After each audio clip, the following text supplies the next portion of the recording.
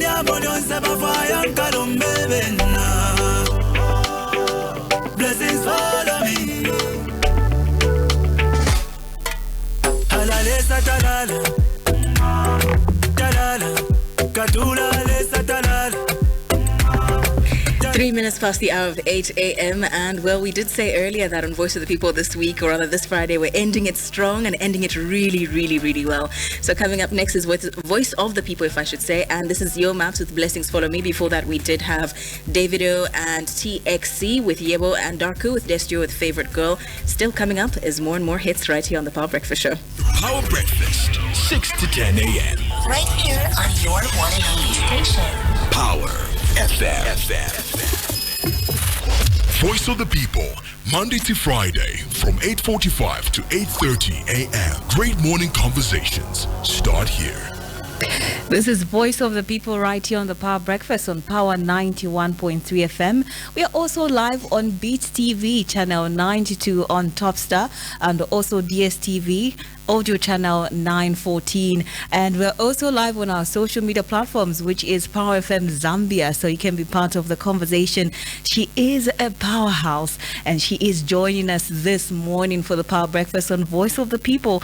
And well, CEO, I would love to start by introducing her of Bridge Initiative, Resource and Opportunity Connector, transformational corporate leader, award-winning coach, as well as mentor. She has mentored a lot of people, philanthropist, entrepreneur and creator, PR and marketing practitioner with over 20 years of experience. And she's joining us right here on Voice of the People, and that is Dr. Bridget Kambobe. Thank you very much for coming. Thank you so much. I'm greatly honored to be here, and I'm so happy to see you guys. Look stunning. Thank you. Thank you very much. Thank you. All right. Well, I'm sure it took you a lot to be where you are. 20 years is not a joke. No, not at all. Yes. Yeah. Maybe just take us back to where it all started. Okay, so a little bit about my story, and it's my sincere wish. Again, thank you so much for hosting me here this morning. And a little bit of my story, and I'll really summarize it. So I was born from my parents, my late father, who's been late for the last 11 years now, with my mother, who is around, and who is and was and still is a journalist. You know, once a journalist, forever one. And I have 4 other siblings other than myself, and I'm the eldest in the family. So I grew up with some very deep-seated belief that I was not good enough. And may I say, therefore, that on this show, and starting from today, if you listen to me and see me anywhere, just know that I'm that embodiment of what it means to fight every day against that self-limiting belief. Because I don't know where it came from, but I think that it normally comes from especially older children, because you are like an experiment. Your parents do not want to fail because you have to lead everybody else. And so this limiting belief called not good enough, I struggled with from the time I was young. But the one thing that I always held on to, no matter what, was my curiosity, ability to ask questions. And so I also struggled to define my career. But what was interesting was that I was either made chairperson of a committee at school where I wasn't. I was either going to lead that netball team, or I just prefect. I remember I only felt because I was so scared. I mean, I was so scared even of my own shadow. Because then I couldn't make the toughest of decisions. I wouldn't be able to call out somebody who needed to be called out. And so in all that, I must say that it's been intentional in me looking at both sides, because then I saw how this self-limiting belief was manifesting in every area of my life, especially when I got to teenage, and not only teenage, and now I'm past high school, having to define my career. It was the most challenging part, especially relationships, money. The point I want to say, therefore, is that my story is that of transcending that particular belief. So by the time I got to a place where I thought it was marketing I wanted to do, I wasn't even sure, because first I did hotel management because of the creative side of me, as that profile says. But the common denominator is a curiosity out of me and my love and passion for people. I saw myself anchoring foreign news. That's something that I knew. Writing came to me naturally. Looking out for people was very, very natural from the time I was young. So I think I look at it now after 50, that is the way God has been intentional in nurturing and molding me into what I have become today. It is falling, it is scars, it is failing, it's getting up, but it's keep moving. Keep your eyes focused on the ball. So I would summarize my story like that, because every day I am fighting that particular limiting belief. Because as I said, we get programmed, we get used, everything else. We're never taught from the time we're young how powerful we are. We are only told how we are not powerful. And so as I said when I started, each time you see me, I'm a reminder of just how powerful you are. The only question is, what is it that you're here to be powerful about, so you can impact, influence, and contribute? You're speaking to us right now. Yeah. About to say amen. So then this now leads to my next question. So over the years, how have you measured success for yourself? Where would you say, okay, I've achieved this and I'm proud of this? You know, because success by world standards is defined by people who have money, who are being affluent and wealthy. For me, the first place of success is when I knew that I had developed a relationship with God that was personal. So if I highlight, because there's no other place of guidance, and other than, because the world has presented so many ways of what you call success. But for me, all that failed. And when all that failed from a failed business, by the way, I was run a business when I was 12 years old. I was wanting to run a media outfit, the largest media outfit in Africa, I think by the time I was 16. But I've been failing since. If you go to Pakra and see how many companies are registered, you'd be amazed. I mean, not only organizations. So for me, the first place of success is when I realized I can't do this. I can't do this on my own without guidance that is authentic, and guidance that comes from the author and the finisher of my life, guidance that comes from the source himself. So that was my success point. The next success point was when I stopped to care what people think. Because I was coming from a place of codependency where it was relationship that mattered. It mattered if I was called Mrs. this, that, and the other. But when I answered to that call of saying I'm going to be intentional about living my life that's on purpose and guided, I realized that was first priority. And then the next priority was, okay, Bridget, your life is supposed to be lived intentionally. Otherwise, we live this life, it's Monday, it's Friday, it's payday. But when I answered to that call that I wanted a relationship that was personal to God, everything else changed. My next point of success. And the third point, and I will summarize all that, was when I realized that I'm called for the marketplace. And so everything, I honored my gift to connect with people naturally. My gift to make things visible. I mean, in school, it's called branding. My gift to relate, especially to the least of my brothers, I call that success. And so for me, when I summarize all that, success is when I decided that I would live my life transcending and fighting everything that stops me. That's what I call success. If the money, and when the money comes, lots of it, because I look to impacting especially underprivileged people, that would change the definition of success at that point. Well, you have touched on the mere aspect that you never had that much self-confidence growing up. Yes. And it was so bad that you had to find yourself in a way. Yes. And you overcame a lot of things. Yes. Now, how did that now drive you into coaching? Okay. So the first thing that I came to was to really understand who I am. Because I kept wondering, what are these questions? I would pick on things very easily. I'd perceive things very quickly. But then I kept wondering, so who are we? And who am I as a person, really? So the first place I went to was to understand the real meaning of the fact that we are made in the image of God. Because then I started to read neuroscience. I not only pursued neuroscience, you name galaxies I have learned. I've been reading nature. I've been wanting to understand geography. I especially have been wanting to understand human potential. Because believe it or not, I'm still in that space now where I'm wondering what's with the fact that we keep failing to do things. Is it true that we can't even fix, our own broken families? Is it true that we can't fix so many things? I've traveled, I've had an opportunity of traveling in my PR career, and I see places that are so developed. And the world is moving at breakneck speed, and I keep wondering, what is it? Until one day I come to a place where I realize it's the who we are. So we define ourselves based off of the exteriors other than the very being that we are. I mean, when you hear somebody say, I am spirit, you're looking at them and thinking, oh, is she atheist? Is she? Yet, that is who we are. So when I discovered out of my search, my asking of questions, that we are pure consciousness, and in being pure consciousness, intelligence comes to all of us naturally. Guys, please listen to me. It is natural. It is not the Albert Einstein alone. It was not the preserve of the Mozarts. It is not the prisons of a select few. Every single human being carries 9 intelligences.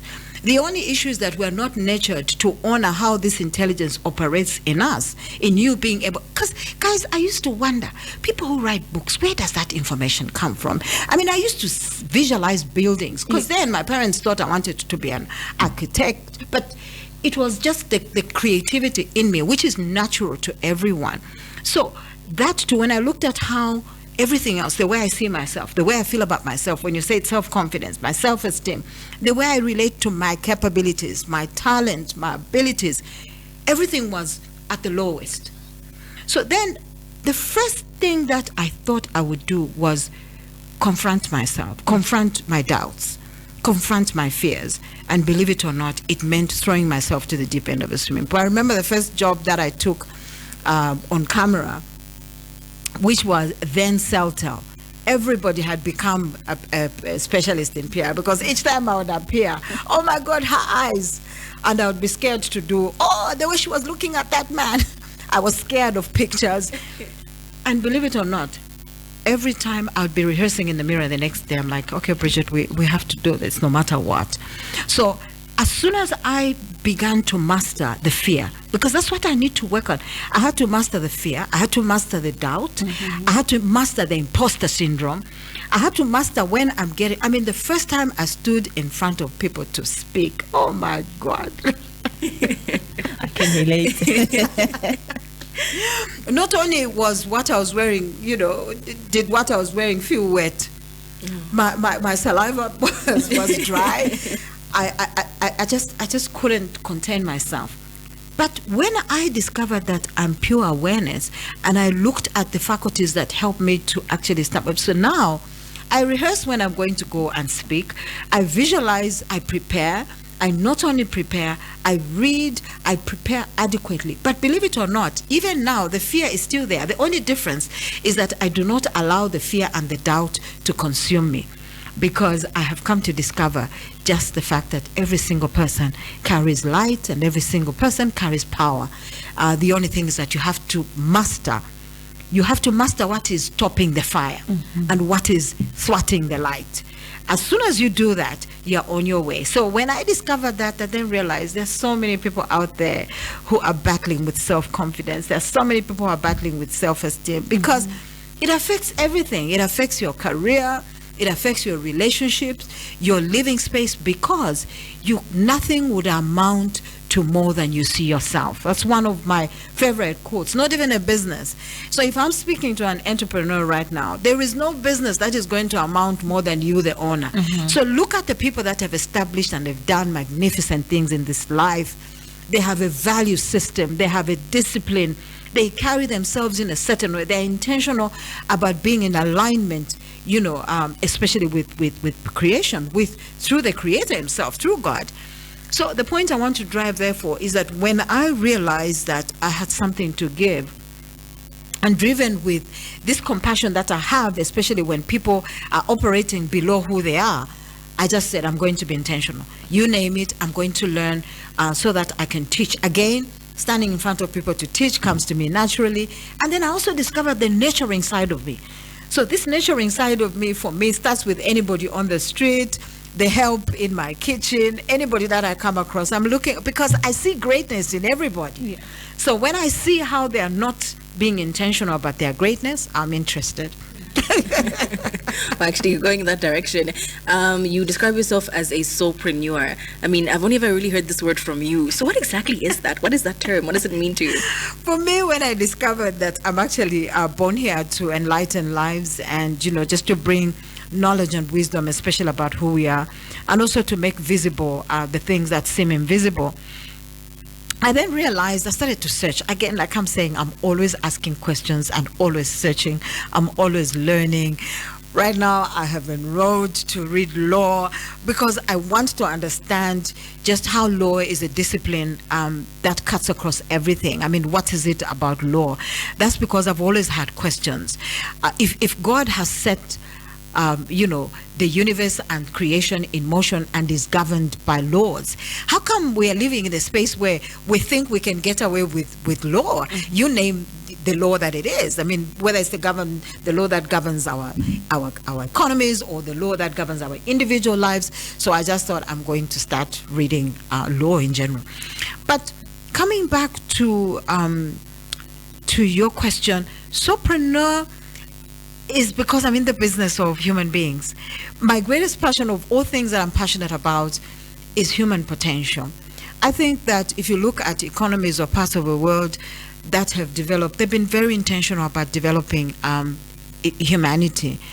But that's because when you hear the common saying that we use X% of our brains, I mean, when I discovered how the cerebral cortex is the one that makes decisions. And when I was talking about the awareness, depending on how centered your sense of awareness is what lights up a certain part of your brain. And so the only project that there is to learn is you guys.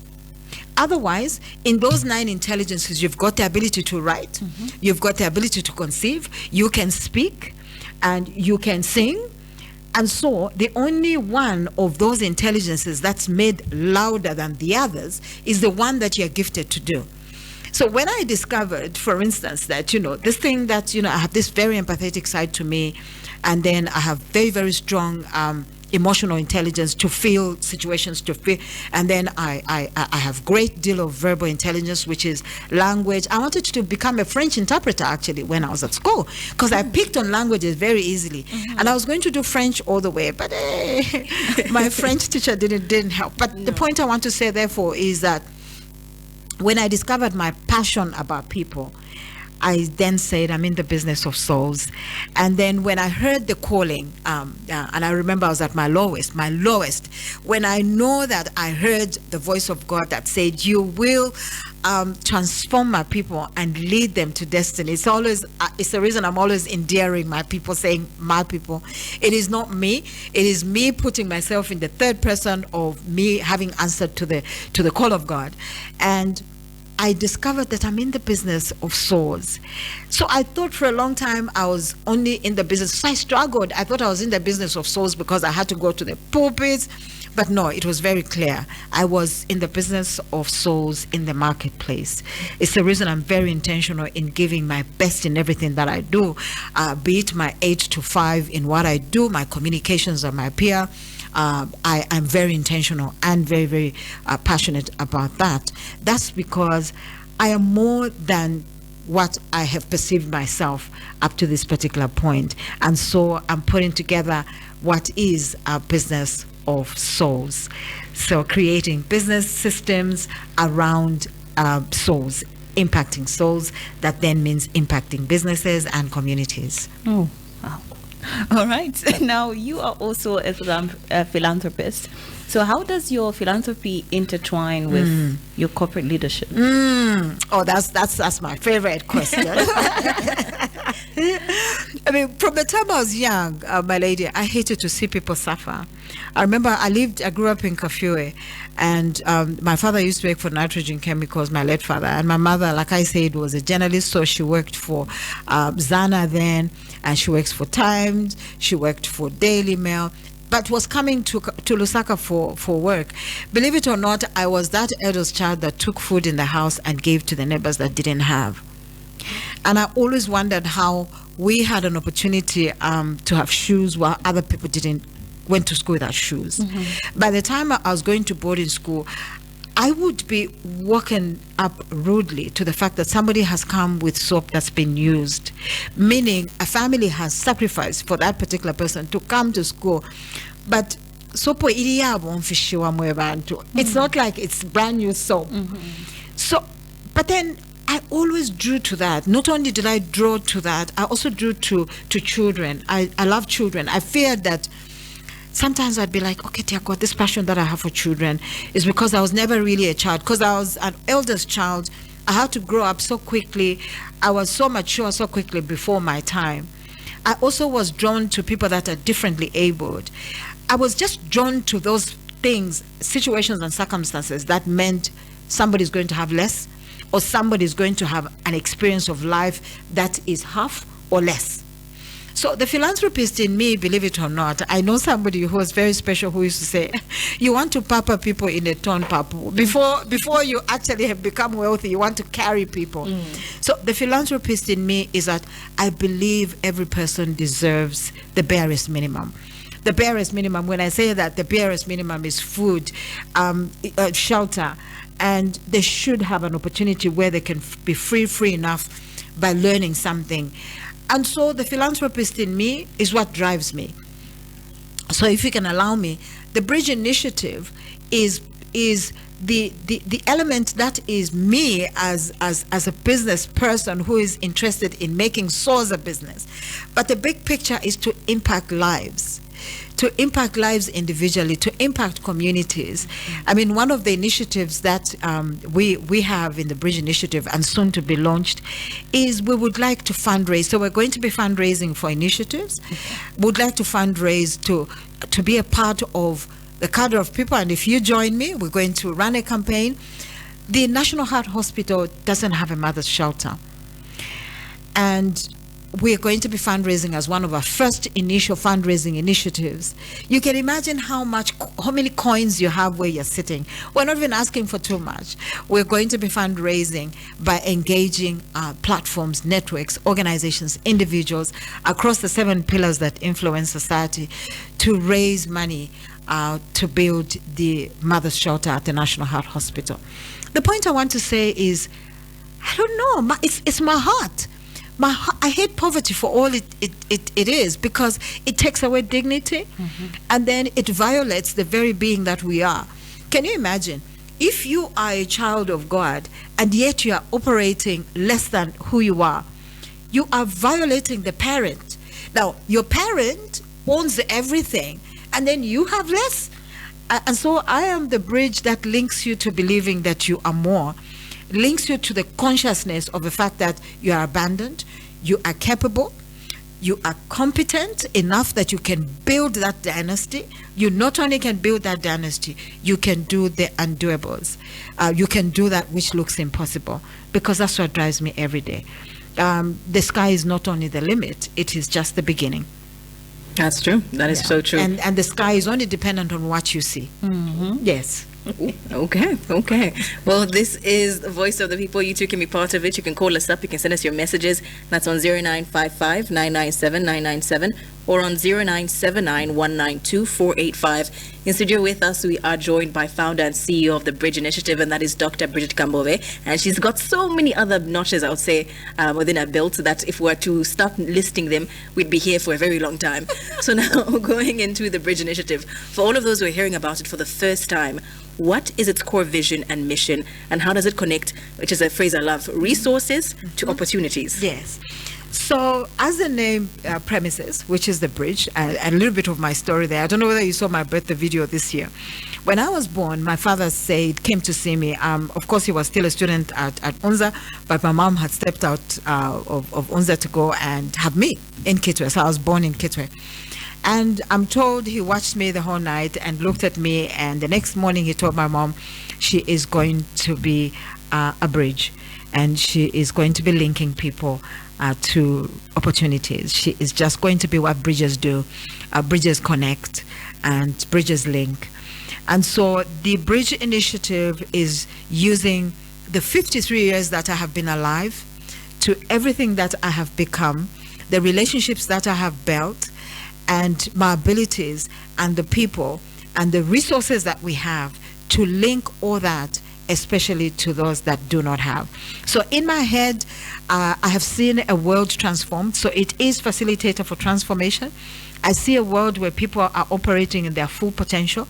I see businesses, it doesn't matter the part of the world, especially Africa. It's the reason that Beyond the Bridge initiative is a foundation, which is called the Bridge Network for Transforming Africa, which is a hybrid of a development trust and a foundation, which is my passion. So the Bridge initiative is premised around what I'm gifted to do, which is to teach, to nurture, the communication, to innovate, to create. And so initiatives are going to be coming out of there. All the resources that are coming out of there are going to go and impact individuals and communities as well as businesses for us to curb largely what is called poverty. Now, mind you, I've always wondered why the narrative that we're given is poverty reduction. And so through the Bridge initiative, we're saying wealth creation, because it means that you start looking at yourself as a resource, again, bringing you to the attention that through the Bridge will firstly connect you to your resources. Believe it or not, you yourself are the first capital. You not only are capital because you've got talent, you've got skill, which means you have ability to learn, and then you've got gift, and then you've got relationships, you've got your experiences, you've got your networks. All that packaged together is you called resource. By the time we bring your qualification, now we come into this world and we are only nurtured and socialized around one resource, which is your qualification. You are beyond that. In fact, those 9 intelligences I was talking about are your resource. Can you imagine? There are people who speak for $200,000 for an hour. Well, we are in a part of the world where the resource, the wealth of the person, the worth of the person is what they do and not who they are. So through the Bridge, we're first linking you to understand who you are. And through the Bridge for businesses, for small and medium, mind you, the raw material is having failed so many businesses. I remember when I sat on the Kweza judge, I told my lady, MD, and shout out to her, when I was picked up to be a judge on Kweza, I said, look, I don't have any business right now apart from the ones I have failed. She says, that's the reason you need to come. And so we are demystifying failure as well on the Bridge, especially for businesses, because I've learned that the human brain only learns by failing. I mean, if you look at children, they are learning when they're falling. The next day you find her running. What am I saying? For the small and medium businesses, through the Bridge initiatives, of course, there are initiatives there to nurture first the owner of the business and then business systems. I'm grateful to God that's given me an opportunity to learn and gain experience, not only in the platforms where I have worked, it's in the networks where I've engaged, and the fact that I'm intentional about being a lifelong learner. So the initiative not only looks at the individuals, it looks at businesses, looks at corporate organizations. I mean, right now, if you look at, the wealth of health and well-being, I don't think that we're resting enough, and so we are working hard instead of working smart. And through the Bridge initiatives, we're going to be doing initiatives with corporates around. I've got a very, very formidable team. I want to say this, and guys, if you're listening to me, I'm so grateful that you not only did you see the vision, but you also believed in it, because through initiatives such as, the Thrive Workplace, it is the whole idea of bringing health and well-being and balance to the workplace. And then for communities, I mean, guys, can you imagine? I have had an opportunity of traveling across the country. And not only because my mind is always conceiving where there isn't anything, I see wealth everywhere. I see resources everywhere. If you look at communities, for instance, where I've gone across the country, traditional ceremonies that we are celebrating are a resource. So for me, you name the traditional ceremony, name the people, what they practice, the food, who they are. In there, we have packaged an initiative for communities that is called Ubutonzi. And Ubutonzi is wealth in Kiranda, which means until you see what you have. I mean, if I go to scripture, God asked Moses what he has. And if I'm speaking to somebody this morning, what do you have that you're going to place for God to use you, to use what you have? And so what I have through the bridge is my failures. I also have my giftedness. And importantly, what I have is the vision that God has given me to see a transformed world, but also to build systems that are going to galvanize ability to build what we have as resource and wealth. So we are rewriting the narrative. It is not poverty reduction, it is wealth creation, especially for communities and individuals. Oh my goodness. Just speechless. Yeah. Well, you have just announced to start an exclusive one-on-one physical coaching. Yes. Which we really, really are looking forward to. Physical coaching sessions. Yes. What inspired this shift to a more on-person interaction? Yes. One of the things that I've struggled with is balance. Balance of my time. What I do 8 to 5 is involving. I'm also a mother, and not only a mother to my 3 children. I am a daughter, so I have family. So I have struggled with that. But more importantly, the reason I have opted to this was I would like to, because I'm empathetic and because I see how much I've struggled to build, especially my ability to speak and to lead, especially, I'm in that place where I'm thinking the world's greatest crisis right now is leadership. And leaders, in most cases, are gifted to make pronouncements. We lighten what it means to speak. From God's perspective, when you speak, you actually are impacting. You not only are transforming, there is power in the voice and there's power in the words. And so the one-on-one is for me to start to share an element of myself in what I've mastered, especially in the leading and in the speaking.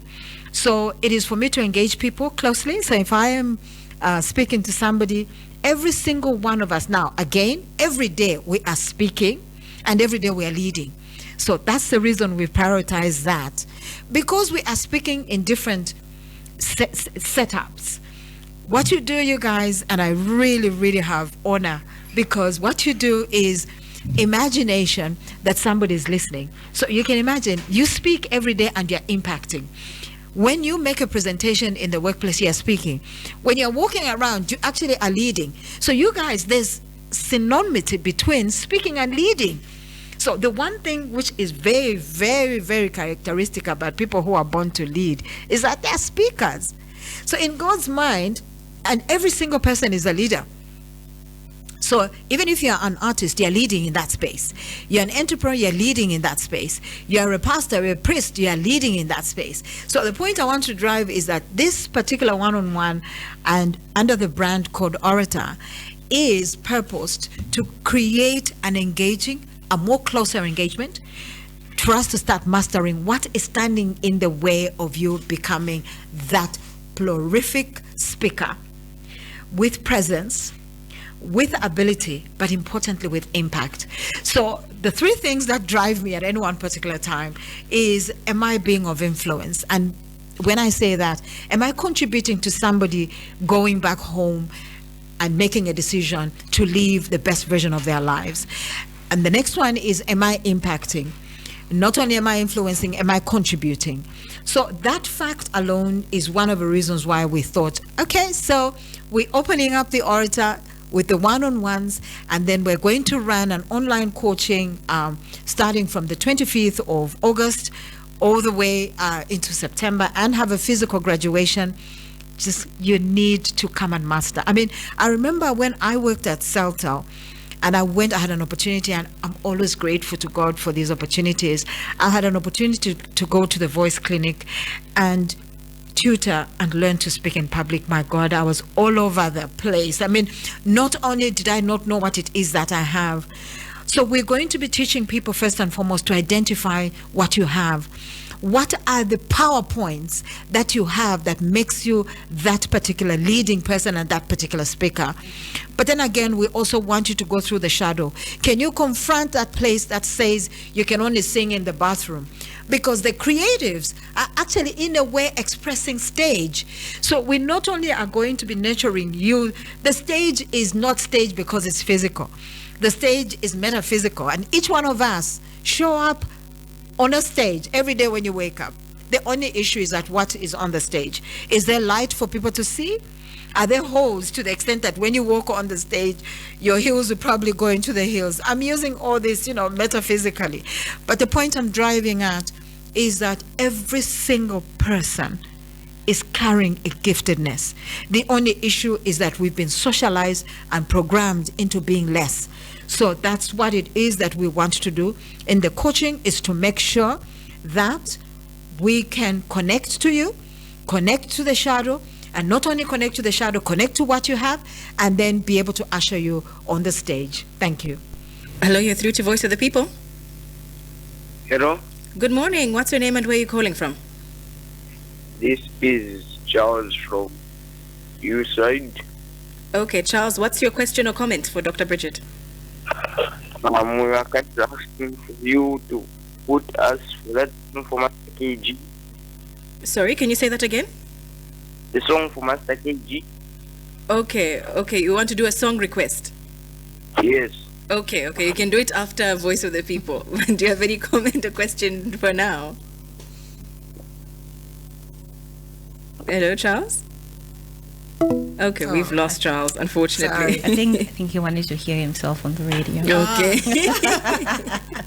I thought so too. But do remember, you can call us up right now. You can also send us your messages. That's on 0955 997 997 or on 0979 192 485. All right. Now, the upcoming 30-day public speaking and leadership masterclass promises to help people like you earlier on alluded to, that is own every room they walk into. Well, Yes. And to that is, again, the gift that we all have is presence. But we don't package it. So because we don't package it by your sense of that presence first and foremost, and then how it's packaged in your wardrobe, and how it's packaged in your content, what you are going to present or what you're going to talk about, and how it's impacting and how it's influencing, is the reason that we take ourselves lightly. Now, I take my calling so seriously that I'm very intentional about everything. It's the reason I'm always learning. I mean, I want you to imagine that if every morning when you wake up, I tell myself I don't know anything. That's the only way.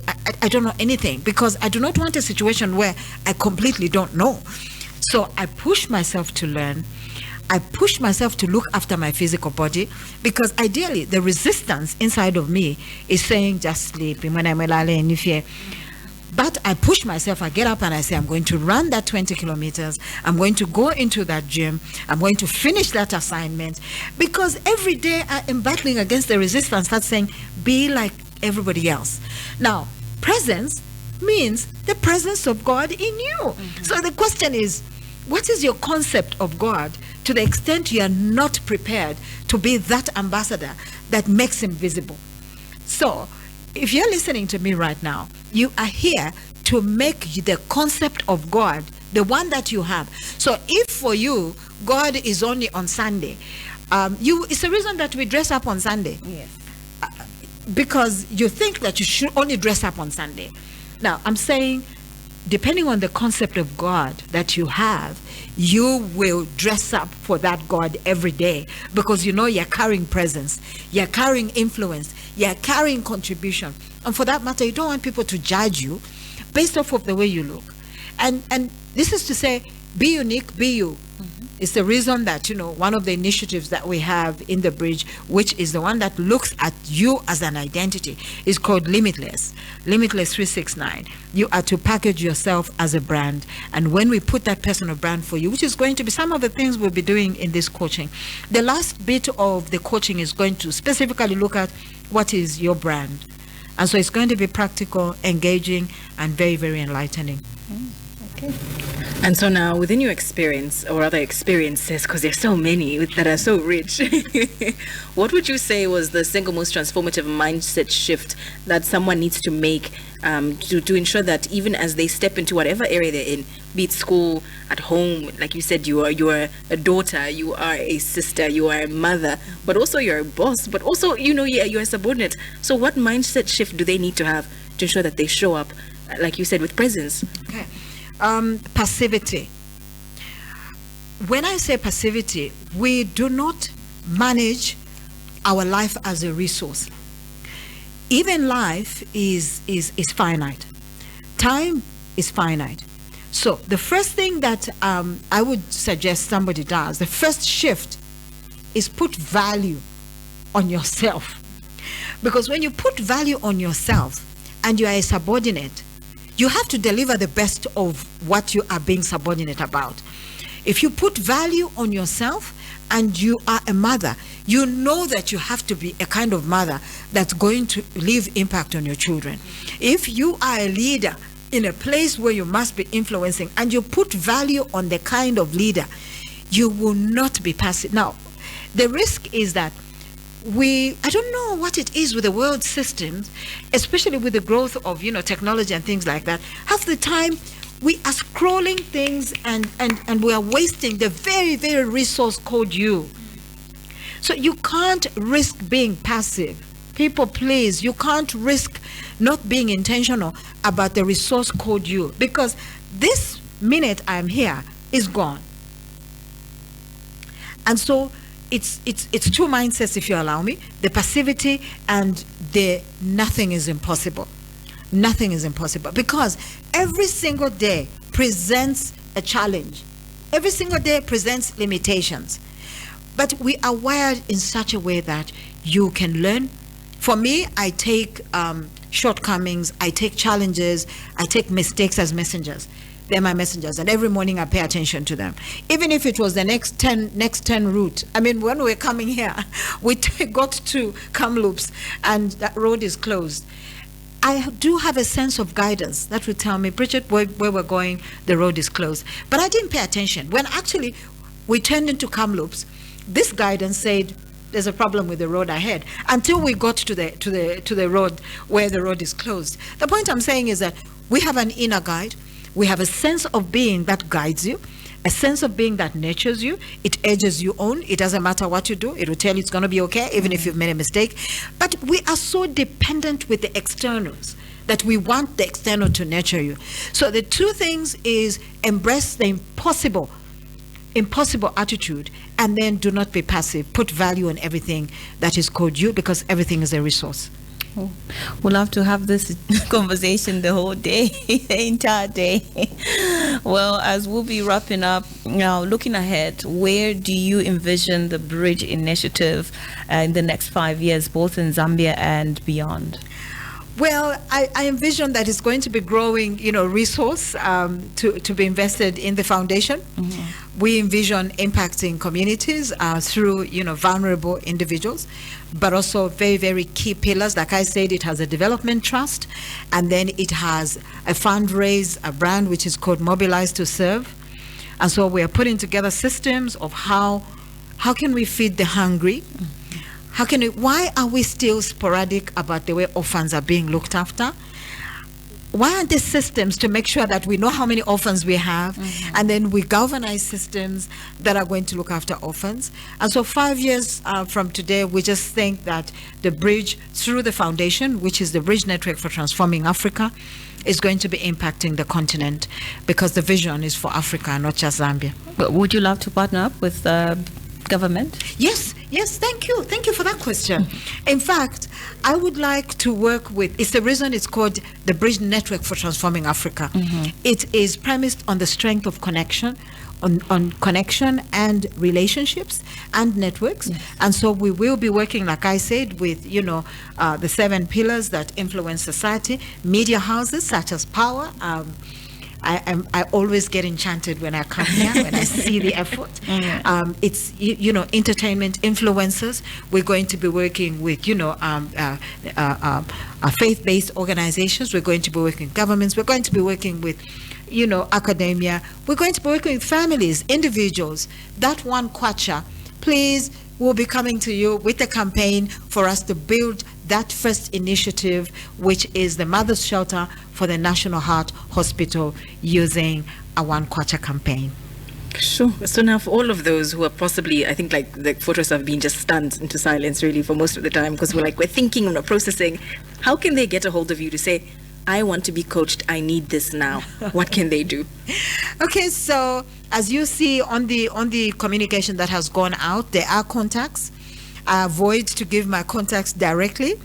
And so we are also building, a cadre of coaches. It's just not me, coaches and mentors. And so I also leverage on people that coach me and mentor me. Remember, I do have those. So you can actually come through me to be mentored by my mentor. My key professional mentor is Honorable Felix Mutati.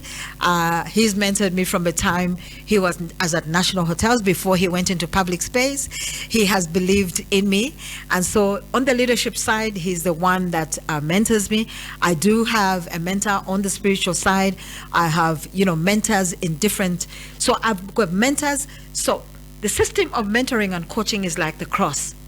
So visualize the cross. So you've got those ones that are above you, and those ones that are at your level, and those ones that are around you, and those that are seemingly below you. So believe it or not, you guys, you actually are mentoring people without you knowing. The only thing we need to shift is, again, the value that is placed on mentoring. For some reason, on this part of the world, mentoring is for free. It is not for free. It's because we put value on it. That's one. And mentoring is leading. The only difference for me is that I'm leading you to yourself so that you can lead others. So there are contacts on the communication, but I would like to say that I have a very, very capable team. The head of the Bridge Initiatives is my lady Jemima, and then leading the brand, and also leading the Bridge Initiatives is one person who I would like to take this opportunity to publicly thank. Is his Kelvin Mengo, a young man that has believed in me. He trusted me, and the entire Bridge team. I am so grateful that they see what I see, and together we will leave a mark on the continent of Africa across what the Bridge Initiatives are, and especially the foundation. I hate poverty. I believe in wealth building. We all do. Because poverty is going to make you knock on the bank's door. Yes. And I always say that it's at 4 levels. There's poverty in your way of thinking, poverty in your way of being, and then poverty in the purse, and then poverty in the stomach. Oh my goodness. I don't like poverty. For that reason, the Bridge Initiative sees a wealthy world transformed and impacting. Okay. Well, it has been a pleasure having you grace your presence in the studio. Thank you. Thank you so much. Thank you very much. Well, today on Voice of the People, we were joined in the studio by founder and CEO of Bridge Initiative, Resource and Opportunity Connector, a Soulprenuer, transformational corporate leader, award-winning coach as well as mentor, and a philanthropist, entrepreneur as well as a creative PR and marketing practitioner with over 20 years of experience, and that is Dr. Bridget Kambobe. You can catch us live, that is via our social media platform, that is Power FM Zambia, and in case you missed this interview, you can go and watch it via our social media platforms. As of now, we are also currently live on Dstv channel 92, and we are live on Power FM at 91.3. Voice of the People, Monday to Friday from 8:45 to 8:30 a.m. Great morning conversations start here.